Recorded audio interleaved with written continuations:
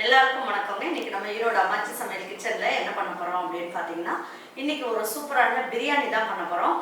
இந்த பிரியாணி வந்து நம்ம தம் போட்டு நம்ம ஈஸியா நல்ல ஹோட்டல்ல கிடைக்கிற மாதிரி எப்படி செய்யலாம்னு பார்ப்போம். இதுக்காக நம்ம மசாலாலாம் கடையில வாங்கிட்டு வந்து போடணும்னு அவசியம் இல்லை. இஞ்சி பூண்டோட போட்டு நம்ம அரைக்கணும்னு அவசியம் இல்லை. இதை தனியா பவுடர் பண்ணி வச்சுக்கலாம். வச்சுட்டு இதை எப்படி ஈஸியா செய்யலாங்கிறத பார்க்கலாமாங்க. நம்ம ஈரோடு அம்மாச்சி மசாலா வகைகள் எல்லாமே ஃபர்ஸ்ட் குவாலிட்டி இன்க்ரீடியன்ட்ஸ் தான் பயன்படுத்துகிறோம்.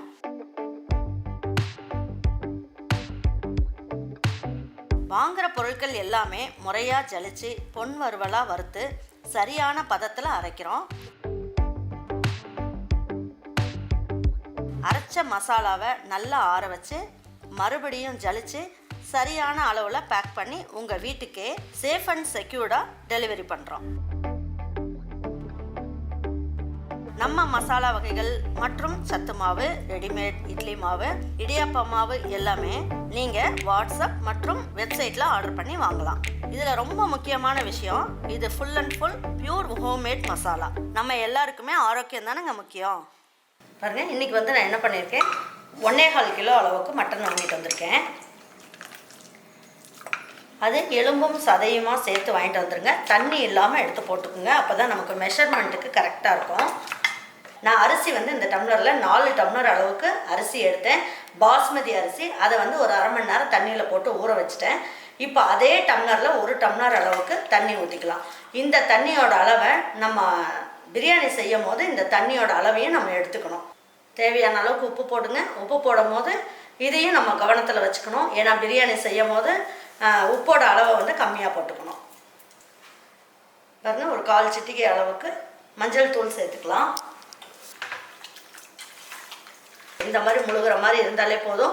மட்டன்லேயும் வந்து கொஞ்சம் ஈரத்தன்மை இருக்கும் இல்லையா, அதிலே வேகும் போது கரெக்டாக இருக்கும். பாருங்கள், இப்போ குக்கர் மூடி வச்சிடலாம். பாருங்கள், குக்கர் மூடிட்டு வெயிட் போட்டுடலாம். வெயிட் போட்டு ஸ்டவ் ஆன் பண்ணிடலாம். இது கரெக்டாக 2 விசில் மட்டும் வரட்டும். வந்ததுக்கப்புறம் டக்குன்னு ஸ்டவ் ஆஃப் பண்ணிடுங்க. ஸ்லோ ஃப்ளேம்லாம் வைக்க வேண்டாம். பாருங்கள், 3/4 ஸ்பூன் அளவுக்கு மல்லி, ஒரு 1/4 ஸ்பூன் அளவுக்கு மிளகு, ஒரு 10 கிராம்பு, 2 பிஞ்ச் அளவுக்கு ஜீரகம் போட்டுக்குங்க. சோம்பு அப்படின்னு பார்த்தீங்கன்னா ஒரு 1/4 ஸ்பூன் அளவுக்கு போட்டுக்கலாம். மராட்டி மொக்கு ஒரு சின்ன பீஸ் அளவுக்கு போட்டுக்கலாம். ஜாதிக்காய் சின்ன பீஸ் அளவுக்கு எடுத்து போட்டுக்கலாம். அதாவது ஒரு சின்ன ஜாதிக்காய் எடுத்து ஒரு 1/4 வாசி போட்டுக்குங்க. இது ஜாதி பத்திரி சின்ன பீஸ் அளவுக்கு போட்டுக்குங்க. ரொம்ப போட வேண்டாம். ஒரே ஒரு அன்னாச்சி மொக்கு, ஒரு பிரியாணி இலையில 1/4 வாசி அளவுக்கு எடுத்துக்குங்க.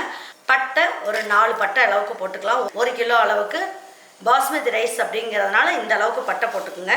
இதுலேயே ஒரு 10 ஏலக்காய் எடுத்து வச்சுருக்கேன். ஏலக்காயும் போட்டுக்கலாம். இதெல்லாம் ட்ரை ரோஸ்ட் பண்ணணும்னு கூட அவசியம் இல்லை. இது அப்படியே நம்ம வந்து ஃப்ரெஷ்ஷாக அரைச்சிட்டு வந்துடலாம். பாருங்கள், இன்றைக்கி தேங்காய் எண்ணெய் நான் என்ன பண்ண போகிறேன், 100 ml அளவுக்கு தேங்காய் எண்ணெய். அப்படி தேங்காய் எண்ணெய் பிடிக்காதவங்க கடலெண்ணெய் இல்லைன்னா நல்லெண்ணெய் எது வேணாலும் சேர்த்துக்கோங்க. 75 ml அளவுக்கு நெய்யும் போட்டுக்கலாம். பிரியாணி இலையை 2ஆக கட் பண்ணி போட்டுக்கலாம். 2 அன்னாச்சி மொக்கு போட்டுக்குவோம். 2 பட்டை போட்டுக்கலாம். ஒரு 6 ஏலக்காய் போட்டுக்குவோம். ஒரு 8 கிராம்பு போட்டுக்கலாம். கல்பாசி ஒரு சின்ன பீஸ் போட்டுக்குவோம். இதில் வந்து ஸ்பெஷல் என்ன அப்படின்னு பார்த்தீங்கன்னா, இந்த ரோஜா இதழ்கள் இருக்கு இல்லையா, நல்ல பன்னீர் ஸ்மெல்லோட ரொம்ப நல்லாயிருக்கும். இதில் ஒரு 10-15 முந்திரி பருப்பு போட்டிருக்கேன். இது ஆப்ஷனல் தான், வேணும்னா போட்டுக்கோங்க, போட்டால் நல்லாயிருக்கும். பாருங்கள், இது எல்லாமே நல்லா பொரியட்டும். இப்போ அதில் 3 பெரிய வெங்காயத்தை கட் பண்ணி வச்சுருக்கேன் நீல வாக்கில். இதையும் நல்லா போட்டுக்கலாம்.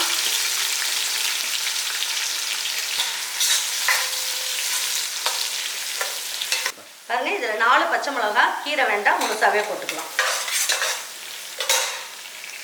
பாருங்கள், வெங்காயம் நல்லா ப்ரௌன் கலரில் ஆகட்டும். பாருங்கள், இந்த அளவுக்கு வெங்காயம் வந்து செவந்து வந்தால் போதும். பாருங்கள், இப்போ வந்து நான் இஞ்சி பூண்டு பேஸ்ட் அரைச்சி வச்சுருக்கேன். நான் வந்து என்ன பண்ணியிருக்கேன், 100 கிராம் அளவுக்கு பூண்டு எடுத்திருக்கேன். 75 கிராம் அளவுக்கு இஞ்சி எடுத்திருக்கேன்.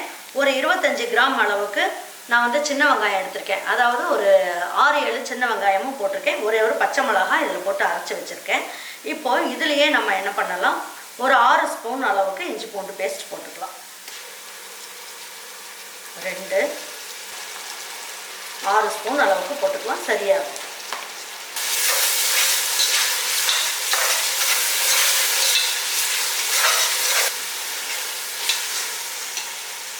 பாருங்க. இப்போ அந்த இஞ்சி பூண்டு வதங்கும் போதே நம்ம அந்த பிரியாணிக்கு தேவையான அளவு உப்பு போட்டுக்கலாம்.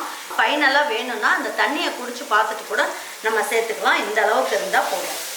இந்த உப்பு சேர்க்கும் போது என்ன ஆகும், நமக்கு வந்து இந்த பாத்திரத்துலலாம் வந்து நமக்கு அடி பிடிக்காது. அதுக்காக நம்ம இஞ்சி பூண்டு வதங்கும் போதே கொஞ்சமாக உப்பையும் சேர்க்கணும். இந்த அளவுக்கு மட்டும் புதினா இலையை எடுத்துக்கங்க. எடுத்துகிட்டு நல்லா அந்த மாதிரி பிச்சு போட்டுக்கலாம். இதே அளவுக்கு கொத்தமல்லி எடுத்துக்கோங்க.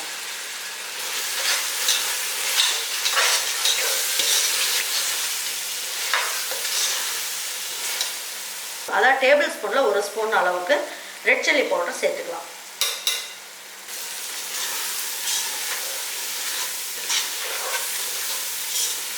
பாருங்க, இதுலேயே நான் என்ன பண்ண போகிறேன், நம்ம அரைச்சி வச்ச விழுது இருக்கு இல்லையா, அது வந்து இந்த ஸ்பூனில் 1.25 ஸ்பூன் அளவுக்கு சேர்த்துக்கலாம். மீதி இருக்கிறத நம்ம ஒரு டப்பாவில் போட்டு வச்சிட்டோம் அப்படின்னா அடுத்த தடவை நீங்கள் ஏதாவது பிரியாணி செய்யும் போது சேர்த்து செஞ்சுக்கலாம்.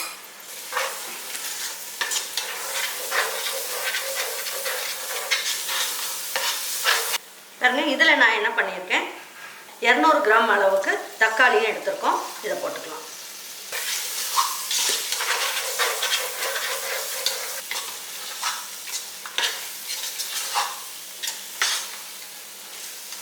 நீங்கள் 100 ml அளவுக்கு தயிர் ஊற்றிக்கலாம்.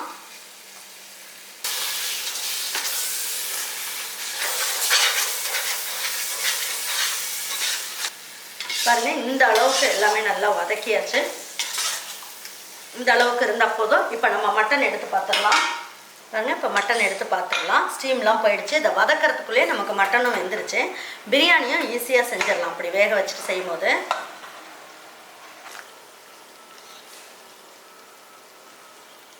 பாருங்கள், மட்டன் வந்து பிச்சு காட்டுறேன். இந்த அளவுக்கு நல்லா வெந்துருச்சு. பாருங்கள், 3/4 பதம் அளவுக்கு வெந்தால் போதும். இப்போது நம்ம என்ன பண்ணலாம்,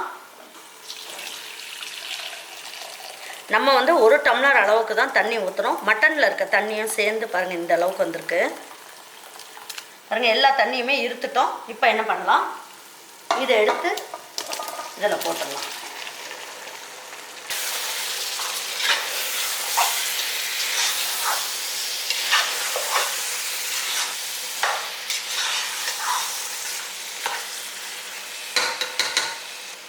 பாருங்கள், இதில் 4 டம்ளர் அளவுக்கு பாஸ்மதி அரிசி எடுத்துருக்கோம் அப்படின்னா, இப்போ தம் போட்டு செய்யறதுனால 1க்கு 1.5 டம்ளர் அளவுக்கு தண்ணி ஊற்றணும். அப்போ 6 டம்ளர் அளவுக்கு தண்ணி ஊற்றணும். நம்ம இப்போ வேக வச்ச தண்ணி எந்த அளவுக்கு இருக்குன்றத பார்ப்போம். 1 பாருங்கள், 2 டம்ளர் அளவுக்கு நமக்கு வந்து மட்டன் வேக வச்ச தண்ணி போட்டாச்சு, ஊற்றியாச்சு. அதுக்கப்புறம் மீதி 4 டம்ளர் தண்ணியை வந்து நமக்கு வெது வெதுன்னு இருக்க தண்ணியை ஊற்றிக்கலாம்.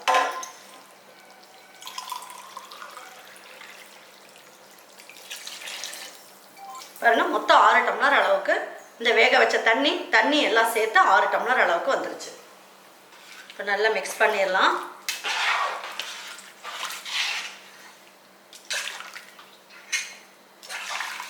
இதுக்கப்புறம் நீங்கள் காரம்லாம் எதுவுமே சேர்க்கக்கூடாது. சேர்த்திங்கன்னா பிரியாணியோட டேஸ்ட் கம்மியாயிரும்.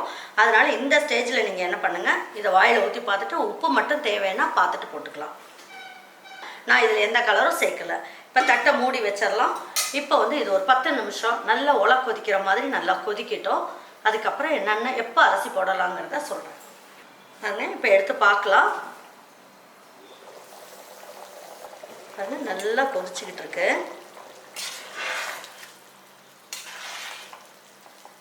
இப்போ என்ன பண்ணலாம், நம்ம எடுத்து வச்சுருக்க அரிசியை நல்லா கழுவிட்டோம். நல்லா பிசைஞ்சு கழுவக்கூடாது. இது வந்து தண்ணியெல்லாம் இருத்து வச்சுருக்கேன். இப்போ அதை எடுத்து போட்டுடலாம். இந்த அரிசி வந்து ப்ரௌன் கலரில் பாஸ்மதி இந்தியா கேட் அரிசி. இதை எடுத்து இதில் போட்டுடலாம்.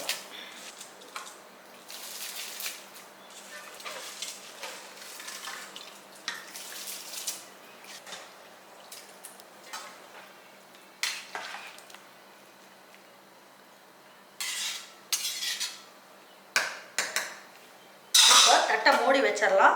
இது ஒரு 5 நிமிஷத்துக்கு இது ஓப்பன் பண்ண வேண்டாம், அப்படியே இருக்கட்டும். அதுக்கப்புறமா என்னென்ன சேர்க்க போகிறேங்கிறத நான் சொல்கிறேன். இப்போ வந்து ஒரு 4 நிமிஷம் ஆயிருக்கு. இப்போ பிரியாணியை நம்ம ஓப்பன் பண்ணி பார்க்கலாம். ஏன்னா நம்ம பிரியாணியை அடிப்பிடிக்காமல் வரணும்னா அந்த மாதிரி வெந்துட்டு இருக்கும் போது என்ன பண்ணுங்க, சைடில் கொஞ்சம் இப்படி எடுத்து விட்டிங்கன்னா அடியில் வந்து இந்த தண்ணி எல்லாமே போயிடும். அப்போ வந்து என்ன ஆகும், நமக்கு அடியில் வந்து பாத்திரம் அடிப்பிடிக்காமல் இருக்கும். தம் போடும்போது இந்த மாதிரி நீங்கள் செஞ்சு பாருங்கள், உங்கள் பிரியாணி வந்து அடிப்பிடிக்காமல் நல்லா வரும்.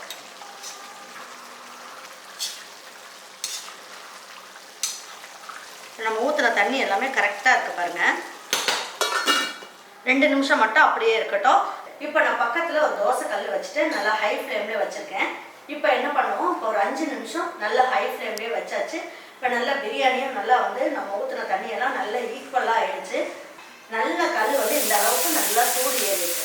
இப்போ நம்ம என்ன பண்ணலாம், ஸ்லோ ஃப்ளேமில் வச்சுட்டு நம்ம இருக்கிற பிரியாணியை தூக்கி இதில் வச்சிடலாம். இப்போ ஸ்டவ் ஆஃப் பண்ணிடலாம்.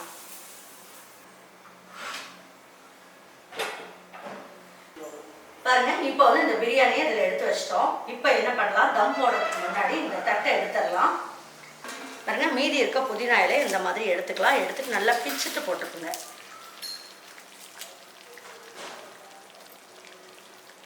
கொஞ்சமாக கொத்தமல்லி இலையும் தூவி விட்டுறலாம். பாருங்க, ஒரு 1/4 கப் அளவுக்கு நம்ம நெய் எடுத்து வச்சிருந்தோம்லே அந்த நெய்யை நம்ம வந்து ஓரமாக இப்படி ஊற்றி விட்டுடலாம். இப்படி ஊற்றி விடும் போது என்னாகும், நல்லா மணமாக இருக்கும். அதாவது ஒரே ஒரு எலுமிச்சம்பழத்தை நல்லா புளிஞ்சி எடுத்து வச்சுருக்கேன், விதையெல்லாம் இல்லாமல். நல்லா இந்த மாதிரி எல்லா பக்கமும் படுற மாதிரி நல்லா ஊற்றி விட்டுருங்க. தம் போடுறதுக்கு கரெக்டான பக்குவத்தில் இருக்குது. இப்போ தட்டை மூடி வச்சிடலாம். இப்போ இந்த குமிழ் இருக்கிறதுனால நம்ம மேலே வந்து சுடுதண்ணியோ எதுவும் வைக்க முடியாது, அதனால வெயிட்டு வைக்க முடியாது. அதனால் என்ன பண்ணலாம், இந்த தட்டுற கல் இருக்கு இல்லையா, அதை இப்படி கவுத்து வச்சிடலாம். வச்சிட்டோம்னா நமக்கு சைட்லலாம் வந்து காற்று போகாமல் நல்ல தம் வந்து சூப்பராக இருக்கும். வச்சுட்டு 15 நிமிஷம் கழித்து ஸ்டவ் ஆஃப் பண்ணிடுங்க. அதுக்கப்புறமா ஸ்டவ் ஆஃப் பண்ணதுக்கப்புறம் 10 நிமிஷம் வந்து கழித்து அதுக்கப்புறம் பிரியாணி வந்து தம் உடச்சி பார்க்கலாம் எப்படி இருக்குது அப்படின்னு சொல்லிட்டு. பாருங்க, ஒரு 10 நிமிஷம் ஆயிடுச்சு. இப்போ எடுத்து தோசைக்கல்லேருந்து எடுத்து வெளியில் வச்சிடலாம். இப்போ தம் உடச்சி பார்த்துடலாம்.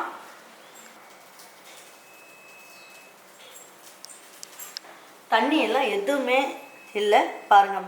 நல்ல சாப்பாடெல்லாம் நல்லா இந்த மாதிரி நல்லா தனித்தனியாக வந்திருக்கு பாருங்கள். பார்க்குறதுக்கே சும்மா அட்டகாசமாக இருக்குது. இப்போ எடுத்து பார்ப்போம்.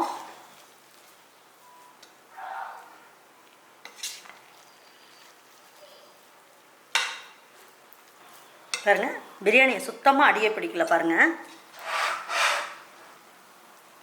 பாருங்கள், கொஞ்சமாக புதினாவும் கொத்தமல்லியும் எடுத்துக்கலாம். எடுத்துகிட்டு லேசாக அப்படியே தூவி விட்டுடலாம்.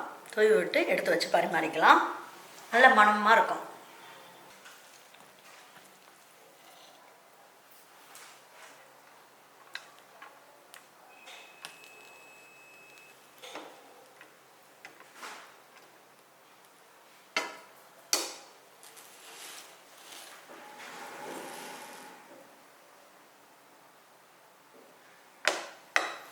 இதே மாதிரி ஒரு பிரியாணியை நான் சொன்ன மெத்தடில் நீங்கள் செஞ்சு பாருங்கள். செஞ்சு பார்த்துட்டு உங்களுக்கெல்லாம் பிடிச்சிருந்ததுன்னா லைக் பண்ணுங்கள், ஷேர் பண்ணுங்கள், சப்ஸ்கிரைப் பண்ணுங்கள், மறந்துடாமல் கமெண்ட்ஸ் பண்ணுங்கள்.